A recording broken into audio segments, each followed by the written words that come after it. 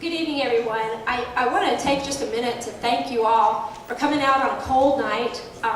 I know you all have choices about where you spend your Wednesday night, and a lot of you have decided to come here, and I appreciate it. I'm sure Dr. Henderson does too. But I want to make sure, and I use his notes here to make sure I recognize the fact that some of our board members have come tonight. Annie Self is right over here. Annie Self right there. Thank you, Annie. And I think Dr. David Rohr's right beside her. Okay, good. And then Megan Sparks just came on board. Thank you, Megan. Is there anybody I'm missing? A couple of people? But thank you, board members. Thank you to the administrative staff that came here tonight to be a part of this conversation. I know that there's something else going on in the pack for sophomore parents, and some of them have told me that they're going to come in as soon as they get done over there. They're going to come on in here. I need you, when you leave, or even during this talk tonight, make sure you take something to eat, have a cup of coffee, spend some time here in taking care of the ladies who volunteered and baked these things for us. They're for you, and take as many as you want to. My name is Lynn Wynn, and I'm the president of the Centerville High School PTO, and each year we've invited Dr. Henderson to come and just give anybody that wants to from throughout the district an update on how things are going throughout the district. If you have questions at the end of this, you can ask him then. He's got a lot to tell us. There's a lot of great things going on in Centerville City Schools. At the end, whether it's an elementary school, a middle school, or high school question, please feel free to ask the questions. There's going to be some of the guys from the district office that are going to walk around with microphones so everyone can hear those questions. But you are welcome and encouraged to do that. So without further ado, Dr. Tom Henderson, our superintendent. Thank you.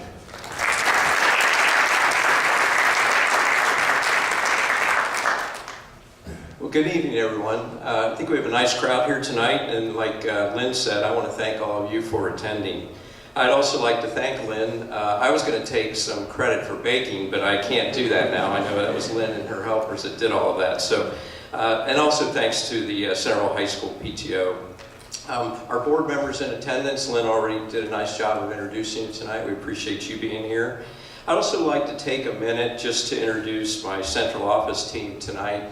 Over here to my right is Assistant Superintendent Bob Yucks. Just wave. Our Director of Business Operations, John Westney, right here. Our Director of Human Resources, Dan Tarpey.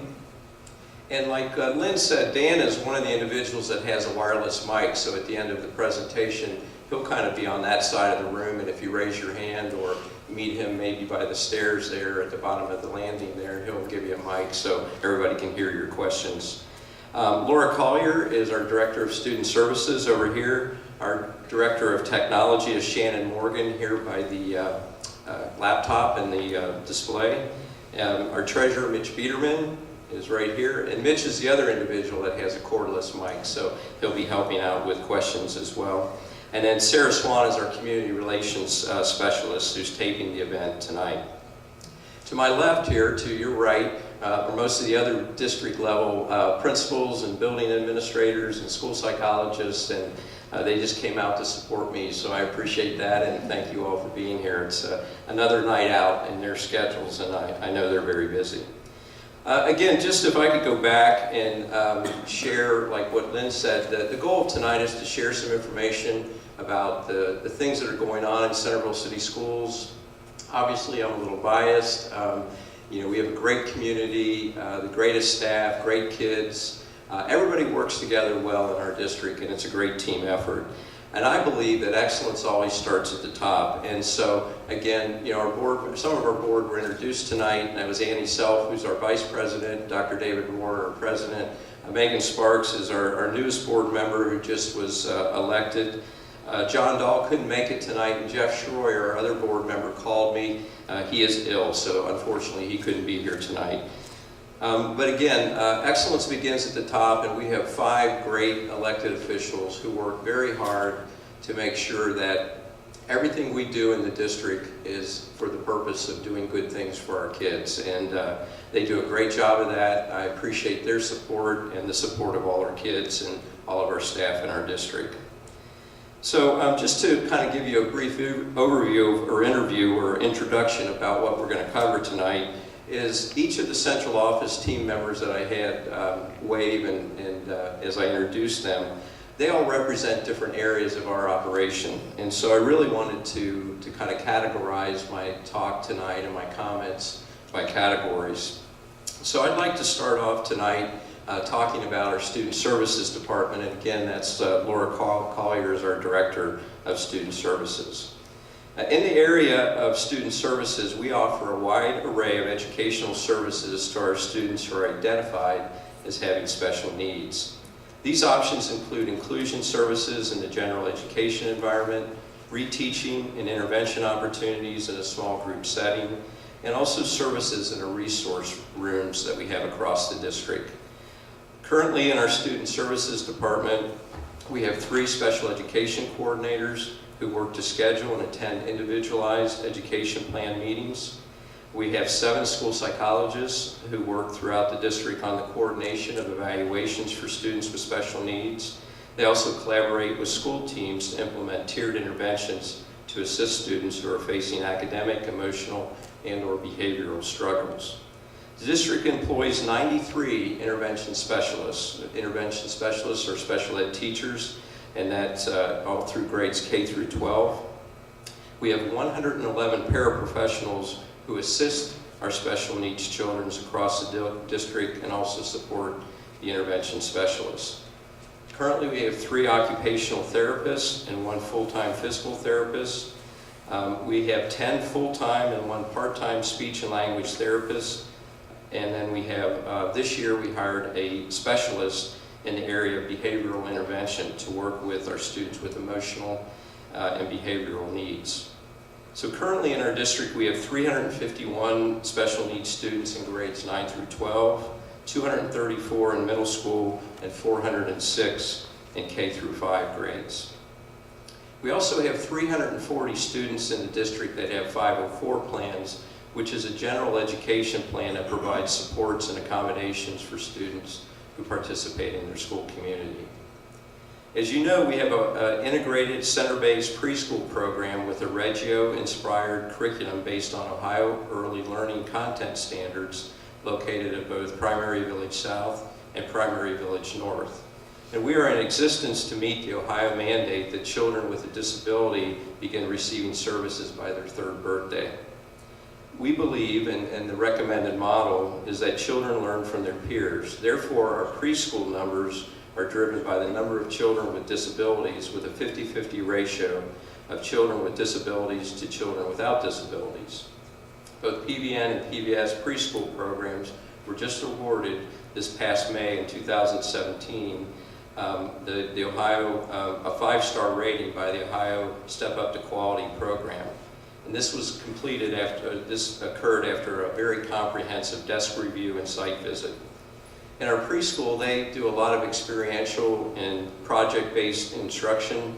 This year, some of the things that they've been exploring and learning have to do with spiders, pumpkins, food, circuits, robots, plants, and gingerbread man stories. So currently we have 10 teachers and 19 teacher assistants who serve 239 students at both PVN and PBS. And these are 3, 4, and 5-year-olds who have a variety of different needs, and our youngest learners with disabilities. We also have a very extensive English language learning program. We have 44 students in grades K through 1, 70 students at our elementary level, and 25 students at the middle school level, and 21 students here at Centerville High School who are identified as having English as a second language learning need. These students represent a wide range of languages and cultures from around the world, with Mandarin and Arabic being the 2 largest languages. We actually have students who speak over 23 different languages in the district.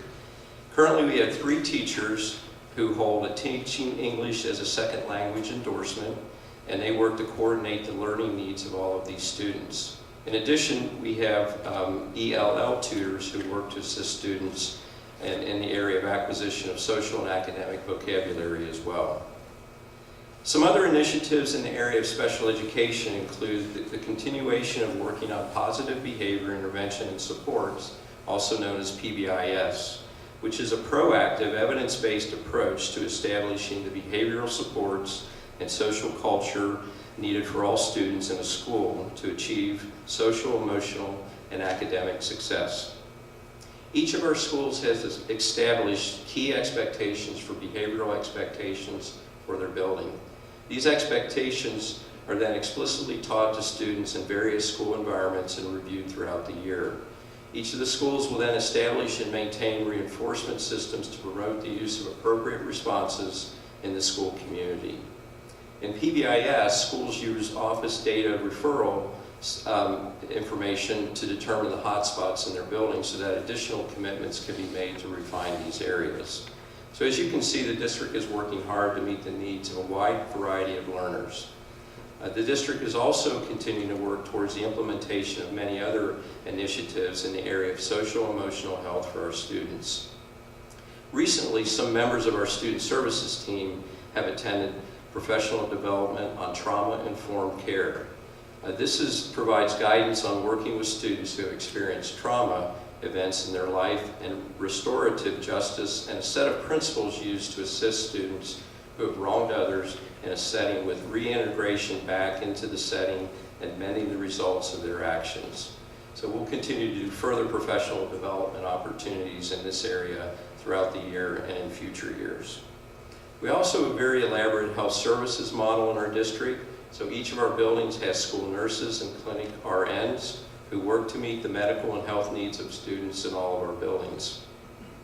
These employees work to complete state-required screenings, the tracking of immunization records, the care of students with situational and consistent medical needs. The school nurses utilize and follow district-level policies and recommendations of the Ohio Department of Health. And all of our buildings do have an emergency supply of auto-epinephrine injectors, commonly referred to as EpiPens, and automated external defibrillators, also known as AEDs for cardiac emergencies. Here at Centerville High School, we also have doses of Narcan in case we would ever need that. Fortunately, we haven't had to use that. Next, moving into the area of curriculum instruction, our Assistant Superintendent, Bob Yucks, who oversees this department. We have an outstanding staff who work very hard to teach all of our children. I mentioned sometimes when I talk with groups that we have a growing diversity in our district. This requires that teachers meet every child where they are academically and emotionally in an effort to close the gaps and help each child improve. The learning process is really a lifelong journey. It doesn't happen overnight, nor does academic growth develop in a vacuum. It is a journey that Centerville Schools is proud to be part of from kindergarten to graduation. Over the years, our graduates have entered college with college credits earned while attending Centerville High School by excelling on AP tests. They have distinguished themselves on college entrance exam, earned National Merit Scholarship, received millions of dollars in college and university scholarships, and have entered college or the job market prepared for success. Over the past 12 months, several initiatives have either been revisited, enhanced, developed, or completed in our curriculum department. While we hesitate to suggest that anything within the practice of teaching and learning is completed, some initiatives are simply at a point where they have been through an extensive process of exploration, confirmation, or modification of our beliefs, refinement of strategies, and implementation.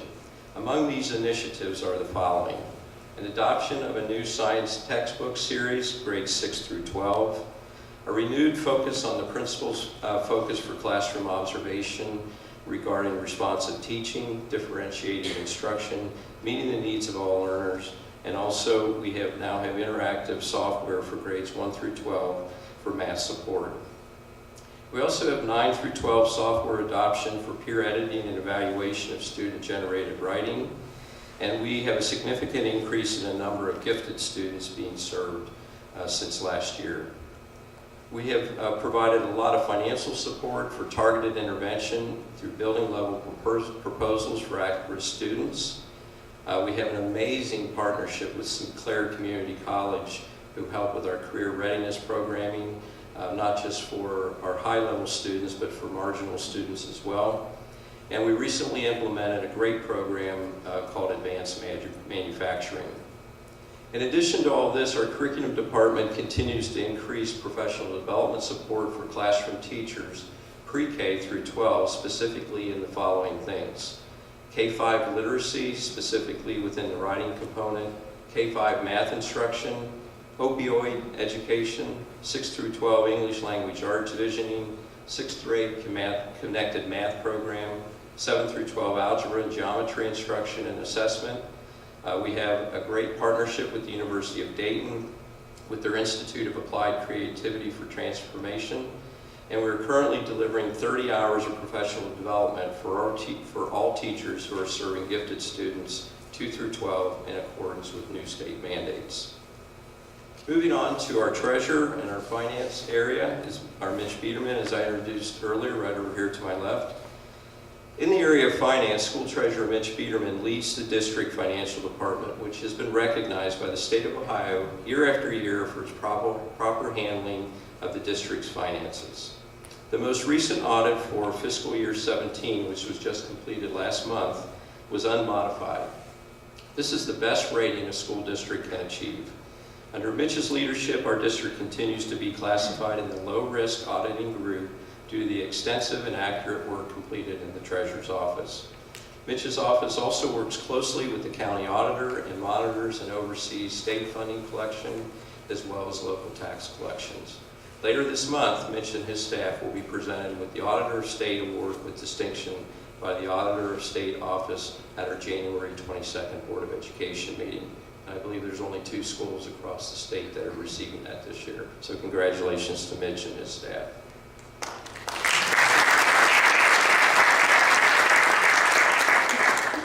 Our business manager, John Westney, right here in front of me, administers all the district-wide purchasing as well as overseeing the operation of the maintenance, custodial, transportation, student nutrition services department, and works very hard in many other things. Centerville Schools is part of an educational purchasing co-op, also referred to as an EPC, that has a membership of about 90 school districts.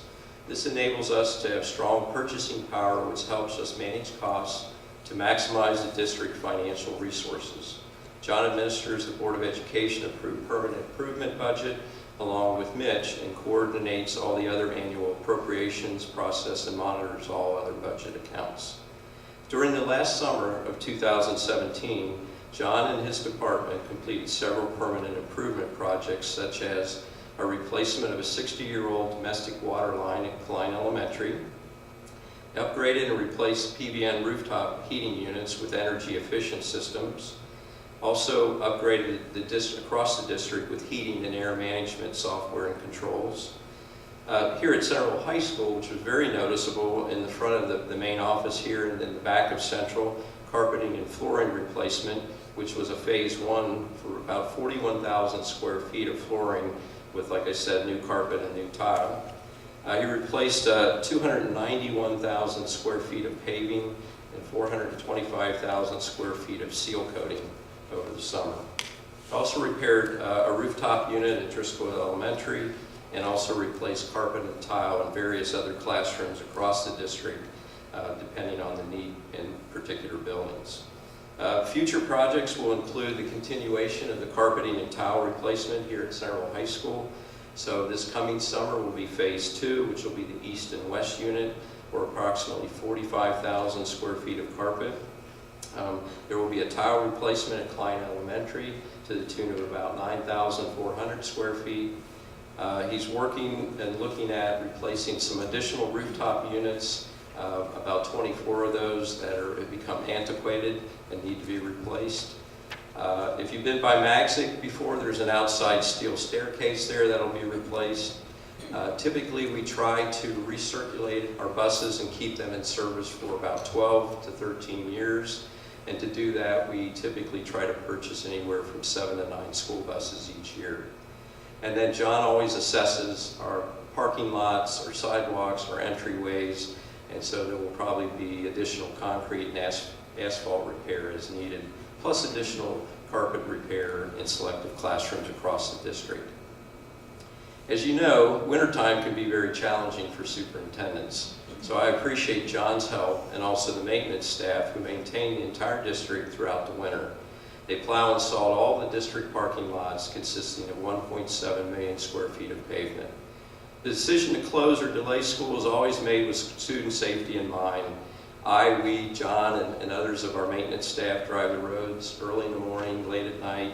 We check the radar. We make the best informed decisions we can based on the conditions, again, with student safety always in mind. You may have heard that over the last several years that the state of Ohio was counting calamity days in hours versus days, and that is true. However, those hours are at a minimum standard, and most districts like us still are looking at, if we go beyond 5 days, of making those days up beyond those 5 days. But we'll continue to work hard this winter, each and every day. I know for John and myself and the maintenance guys, the last 3 days have been long. Late nights and very, very early mornings, including this morning.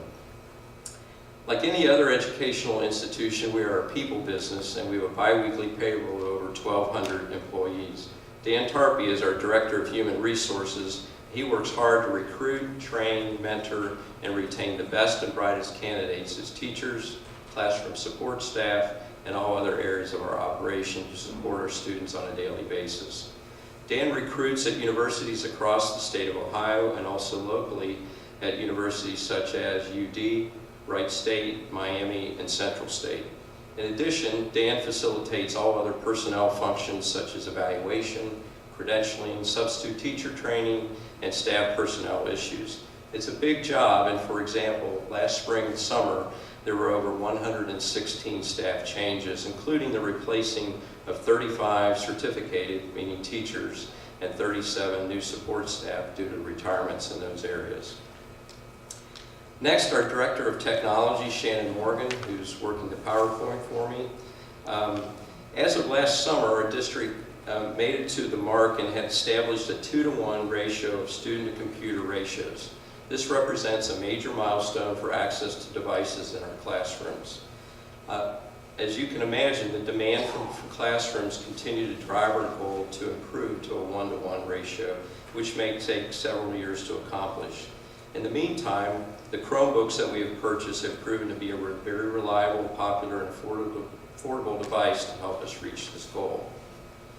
With the addition of additional devices now and in the future, upgrades to our district technology infrastructure are necessary. We are excited about a very collaborative project already in progress, which will include Washington Township and Washington Centerville libraries working together to construct a fiber network between our sites. This project will allow us to eliminate extremely high fees associated with providing bandwidth appropriate and also provide bandwidth appropriate for a 21st century classrooms and access for over 10,000 users each day. This collaborative initiative will provide a substantial long-term cost savings to the district for many years to come, and the project will also position us to potentially connect with other fiber networks in the future, such as with the City of Kettering, the City of Centerville, and Greene County as well. Next, our Community Relations Specialist, Sarah Swan, has the primary goal to communicate information about what's happening in Centerville schools to our target audiences. In just a short time, Sarah is focused on a common district message, expanding our social media presence, updating our website, and producing Accent on Your Schools. Last summer, she launched our new website, which is now accessed by approximately 30,000 users each month. The new website includes a new email notification system that is being used by all schools, as well as a weekly newsletter that includes district news and upcoming events, as well as to links to fundraisers and community activities. Social media continues to grow in popularity. Facebook likes have grown 80% since August of 2016, with more than 5,000 followers with a monthly reach of 175,000, plus more than 1,000 followers on Instagram. Sarah also facilitated a survey to get input regarding future academic school calendars and developed a quality profile to share highlights from the 2016-17 school year, which can be found on our website. I would also be remiss if I didn't recognize the strong ties we have with our community and our government entities. Regarding the City of Centerville and Washington Township, we have a great deal of collaboration between these two entities and work well together in a shared services. One important example of this collaboration is that we have 2 school resource officers from the Centerville Police Department serving our buildings in the city, and 1 deputy from Washington Township Sheriff's Office serving our buildings in the township. The Washington Township Fire Department is a great support to our staff and students as well. I'd like to thank the City Manager, Wayne Davis, the Centerville City Mayor, City Council, Jesse Lytle, the Township Administrator, the Township Trustees, Centerville Police Chief Bruce Robinson, Captain Jeff Papanak from the Montgomery County Sheriff's Office, and Fire Chief Bill Gall. Their support is enormous and it's great, and without their support we wouldn't be able to do some of the initiatives that we currently do. We're also fortunate to live in a community that has an extensive park system, which adds to the quality of life in Centerville, Washington Township, and provides learning opportunities for us to work together. We appreciate the leadership of Arnie Biondo, the Parks Director, and his staff, and the work that they do to support our students and families, providing over 100 parks throughout the community. Regarding our libraries, Kim Seth Paris heads up the Woodburn and Centerville Library and has established a strong partnership with our staff and students and has assisted in the promotion of literacy throughout our community. Summer programming in conjunction with our summer school programs helps to stem the summer slide of learning that we hear about. Kim and her staff do a wonderful job of sponsoring various programs throughout the year, and I'm proud to say that we have worked on several very meaningful projects together. So what does Centerville City Schools see for the future, for 2018 and beyond? First of all, in the area of finances, the Board of Education and the administrative team are committed to operating the school district in a mode to provide the best possible educational experience, but also at a price point that our community can support. It's something that we work very hard at. It's something that we're constantly sharing information with our Board of Education, and we'll continue to do that into the future. Regarding our facilities, I mentioned a few things that John Wesley will continue to work on with the carpeting and the flooring replacement and other things, but we'll continue to work hard to maintain our current facilities, making sure that we have great learning environments for all of our students. We'll continue to be proactive, working with the EPC and participating in cost-saving measures like DP&L and rebate programs. One of the brand new things that falls under the area of facilities is that we were able to successfully close December the 8th of 2017 on the property adjacent to Centerville High School. So we purchased 66 acres that were previously owned by Premier Health Network. Currently, we don't have any immediate plans to use that land, but ultimately we'd like to provide another way in and out to the Centerville High School complex. And this will provide some opportunities for future board and future administration to plan and be proactive in the needs of the district. So we're excited about that recent acquisition of land. In the area of curriculum and student services, we're going to look toward the future with big picture planning, such as responsive teaching, differentiated instruction, responding to the needs of all learners by understanding the value of assessment, tiered lessons, and scaffolding. We hope to improve test scores by about 2% or more each year. We're also going to work hard to develop power skills with our students, such as effective communication, problem solving, and analytical thinking, successful group participation, collaboration. Something that's in the research literature a lot nowadays is referred to as grit, also known as perseverance and resilience, going along with a growth mindset. We're going to continue to focus on a K-12 math curriculum. We're going to implement MAP testing, which is an assessment testing that we do at middle school. We also believe that we need to continue to evaluate our attendance areas at our middle schools across our 3 middle schools and make sure that those are balanced as far as attendance and enrollment goes. And last but not least, we're looking very hard and we're working right now on the concept of implementing all-day kindergarten. To do this is a very big job. And as you can imagine, we'd be looking at doubling our kindergarten staff, but also doubling support staff, which could include our intervention specialists, plus support staff to also support additional special needs children that might attend our kindergarten. So currently, right now, we're projecting that'll be an increased cost in our budget to to the tune of about $1.3 million. So we've been working on a feasibility study this year. We have some ideas that we'll be working pretty extensively now with our elementary administrators. We hope to have kind of a final decision here made so that we can share with our Board of Education a recommendation, and then we'll be moving out to work with the rest of our teaching staff and our community, our parents as well. We don't believe that we'll be able to implement that for next school year, the 18-19, but we hope to have that ready to go for the 19-20 school year. In the area of technology, I mentioned the fiber project. Shannon will be very busy, and when we construct this fiber project, we hope to be able to provide about 10 gigs of bandwidth, which will be huge for our district, and will be able to support the needs of our technology moving into the future, probably for at least 10 or 15 years into the future. We'll continue to work in the area of communication. Sarah has a lot of great ideas. She's going to continue to expand the district's branding efforts. She'll continue to do quality profiles.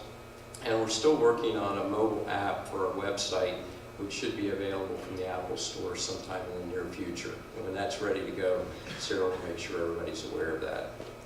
So in closing, we have a great tradition here at Centerville Schools with a hugely supportive community of families, the greatest, hardest working staff who approach each day with a focus making sure that all students reach success. As superintendent, I feel very fortunate to work with such a great school district and a great community where students have so many opportunities for success. So those are some of my comments tonight. Tried to hit all of the areas. Like I said at the very beginning, and echo what Lynn said also, I'd like to open it up for any questions that you may have. And again, Mitch to my left, Dan to my right. We'll try to get around if you raise your hand to give you an opportunity to ask your question so everybody can hear the question, and then we'll try to get you a good answer. We're working on that. So who would like to ask a question or go first? So, just raise your hand and Mitch or Dan will try to catch up with you and hand you the mic.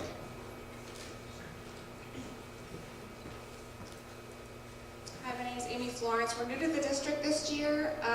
Next year I'm going to have 2 middle schoolers, and I don't know if this may be in the communication realm. My daughter has come home. There's some extracurriculars that she doesn't even know what they are. So I'm just wondering if it's at all possible to add to the website. I do get the emails from her middle school, but I don't even know what some of the extracurriculars are, such as the Optimist Club. We came from a district and never had such a thing. So I just wanted to see if there's a way to let people know in the years to come. We're planning to add extracurriculars for our children since we've adjusted to the academics. So in planning ahead, I just want to be able to let them know at the beginning of the school year what extracurriculars, clubs, or athletics they might be able to do. I have found the athletics online, but I'm wondering if we might be able to add to that. I think that's a great suggestion, and I'm a member of the Centerville Noon Optimists. We definitely want you to know what the Optimist Club is about. So those are great suggestions, and we'll work on that. So.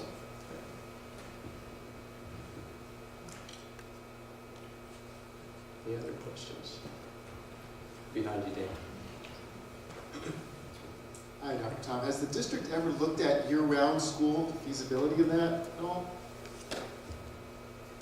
You know, we have not looked at year-round school, at least not in the last 25 years that I can remember.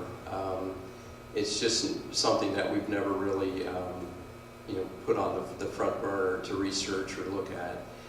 There are some school districts that originally did some year-round school. At one time it was thought that there would be a way to save some money for a district from a financial standpoint. The only school district that I'm aware of right now that's in our community is in West Carrollton right now. They have an elementary building. Schnell Elementary is a year-round school. And they started that many years ago. In fact, I started my teaching career at Centerville High School as a social studies teacher. And that was in place when I started teaching, which was a while ago, over 30 years ago. They also had, at that time, West Carrollton had their junior high. It was called a junior high at the time. My recollection is that they found that it did not save the district money for the junior high, and so they went back to a traditional calendar. But the community, the attendance area that fed into that Schnell Elementary really, really liked it, and so they made a district decision to keep that, and they still have that today. Right now, we feel like the current schedule that we have, the traditional schedule, works well with us. It does allow us opportunities to continue to do things in the summer. So we have a pretty extensive summer school program here at Centerville High School. For our elementary and middle school students, we have a nice summer program for them as well. But honestly, it's something that we haven't really looked at seriously.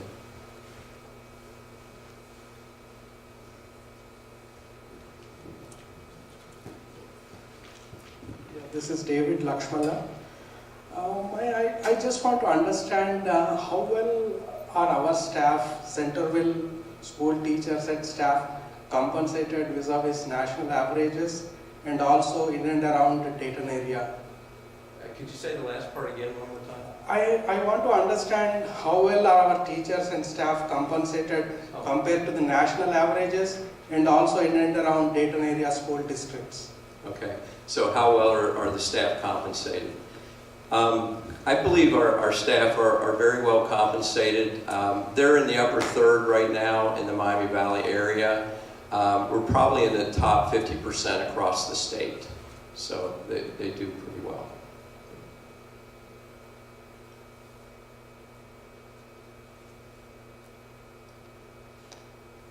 Any other questions? So I just wanted to thank you for sending out the survey for the calendar, for the schedule. That was much appreciated, to get our feedback, seek that. Any big changes coming up next year? What are you guys looking forward to do on the schedule? Tweak it? What are your thoughts on the upcoming? For the school calendar? Yeah, for the school calendar. Well, first of all, the Board of Education did approve the next year's school calendar and the year after, so those are currently posted on our website.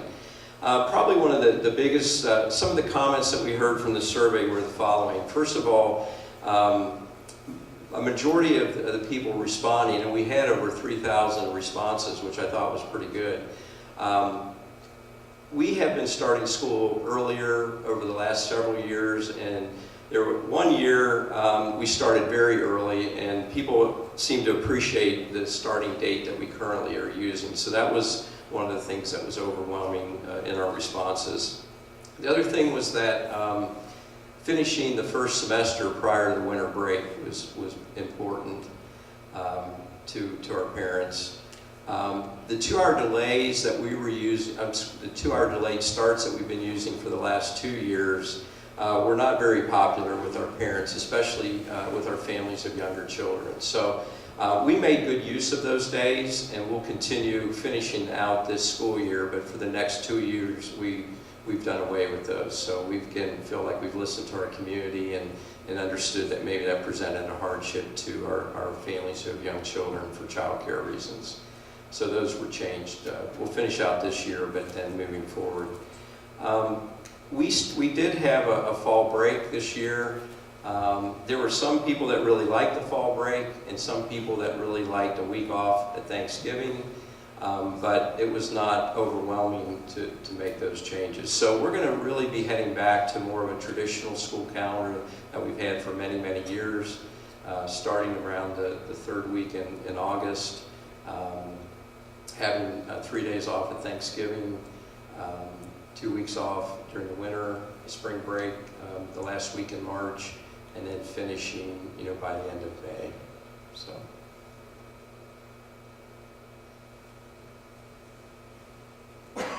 Dan, right back here. Are there any current plans for redistricting of children in certain neighborhoods or addresses, changing schools with the implementation of full-day kindergarten? Yes. I can't tell you exactly what that's all going to look like just yet, but we believe right now that it's going to be feasible for us to implement all-day kindergarten without building a new building. And so that means that we are going to have to do some restructuring a little bit.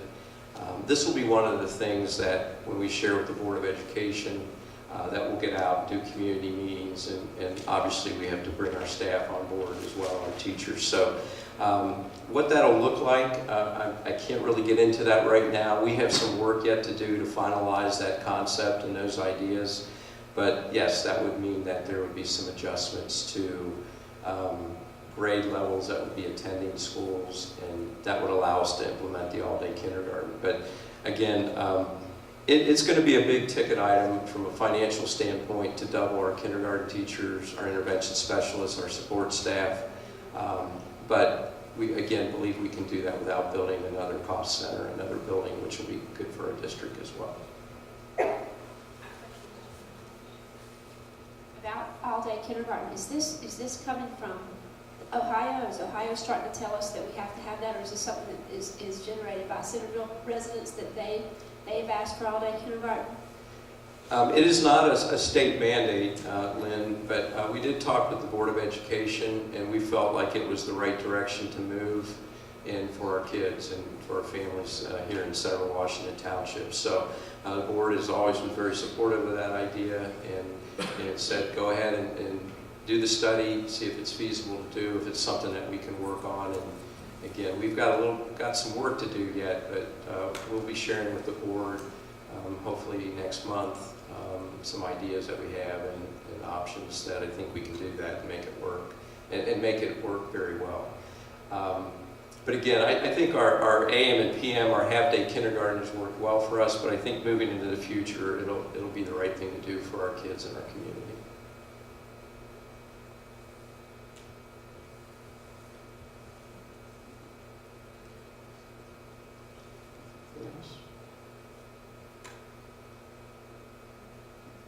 Okay, well, I worked hard on the cookie. No, like Lynn said, make sure that you grab a cup of coffee and a cookie. I'm going to stick around for a little bit if you have an individual question that you didn't want to ask. I'm happy to be here. I know my central office team will be sticking around for a little bit as well. But I appreciate, again, the high school PTO and Lynn as president for inviting me to be here tonight. Appreciate the administrators for their support, the Board of Education, and hope everybody stays warm, and let's be thinking about 80-degree weather, if that's okay. Okay, thank you.